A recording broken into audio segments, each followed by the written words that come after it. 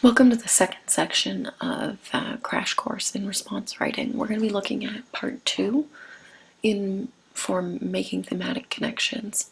While this is titled part 2, you can interchange makes connections and interprets codes and conventions in your writing. It doesn't make any difference which you do first between these two, as long as you open with part 1 and close with part 4. Back to section 2. Really simple. This is what you're doing. I make at least 2 thematic connections to the text. At least one to a book you read in class. Again, I'm going to highly suggest that although you have these 3 choices, text to self, text to world, text to text, go with 2 text to text. Yeah, just go with it.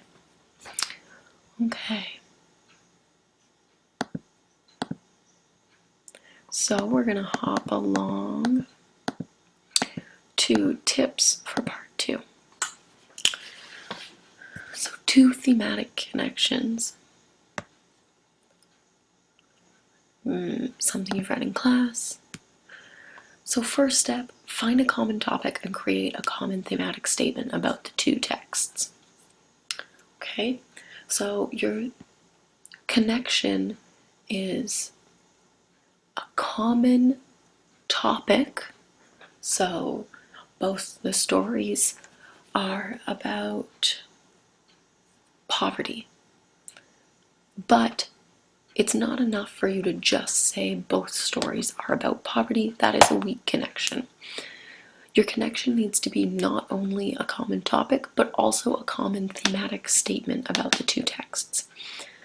So common topic, and then what the texts are doing with those topics. Okay? How we do that. Find examples from each text, provide quotes. Of course, you can only provide quote with the short story you have in front of you, and then you'll paraphrase from the novel that you've done in class, or the short story, or whatever example it might be. If it's not in front of you, you're not expected to provide quotes. Then you're going to give the why. So explain why the quotes, examples, and themes are significant to the plot, to the story, to life. Same as part 1. Do your analysis. Why does it matter? What is relevant? Okay? You're going to do it 2 times, 2 separate connections. Okay? Avoid repeating themes that you've mentioned already in section 1. Okay? So this is what a connection would look like. What you're doing is you're expressing the common message in the thematic statement. You could write, the common message expressed in these 2 texts is that fear is a powerful but negative tool that can be used to control people and limit their freedom. Okay? So the topic here is that both stories are about fear. Then what the stories are saying about that topic. Okay? That's what's happening here. That's how we create a thematic connection.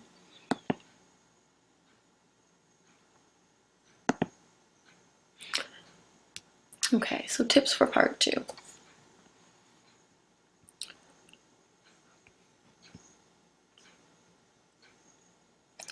You can also talk about how the themes represented differently in each text. This would also be helpful. While you're making connections, no 2 texts are the same.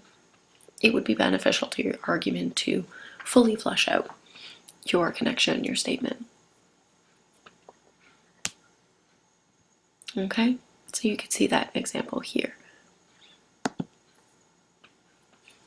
Here's some instructions for part 2.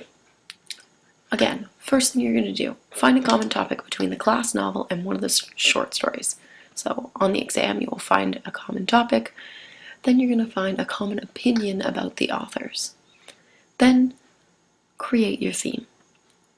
Lastly, you will analyze how they look at the story, how they affect society, the world, etc.